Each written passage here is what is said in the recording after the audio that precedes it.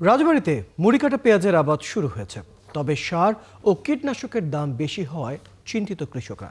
যদিও কৃষি বিভাগ বলছে সারের দাম বাড়লেও বীজের দাম কম, তাই লাভবান হবেন কৃষকরা। মেহেদী হাসানের তথ্য ও ছবিতে বিস্তারিত। রাজবাড়ীতে প্রতি বছর সেপ্টেম্বর মাসের শেষ ও অক্টোবরের প্রথম সপ্তাহে মুড়ি কাটা পেঁয়াজের আবাদ শুরু হয়। তবে এবছর বৃষ্টির কারণে একটু দেরিতেই চাষ শুরু হয়েছে।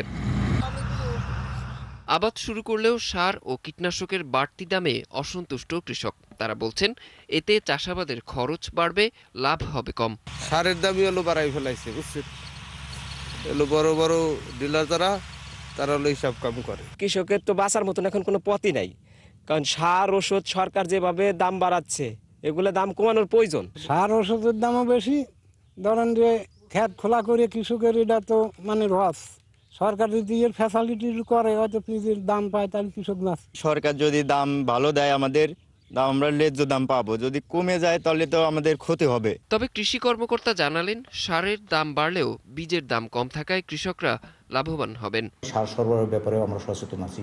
কোথাও কিছু দামের এদিক ওদিক হলেও আমরা কৃষকদেরকে বলছি না, সরকারি দরে সার নিতে হবে, এবং ডিলারদের কড়া নজরে রাখতেছি যাতে সঠিক মূল্যে সঠিকভাবে কৃষক সার এবং অন্যান্য উপকরণ পেয়ে মুড়ি কাটা পেয়ে সফলভাবে করতে পারে। এবছর রাজবাড়ীতে ৫,৭০০ হেক্টর জমিতে মুড়ি কাটা পেঁয়াজের আবাদ হয়েছে।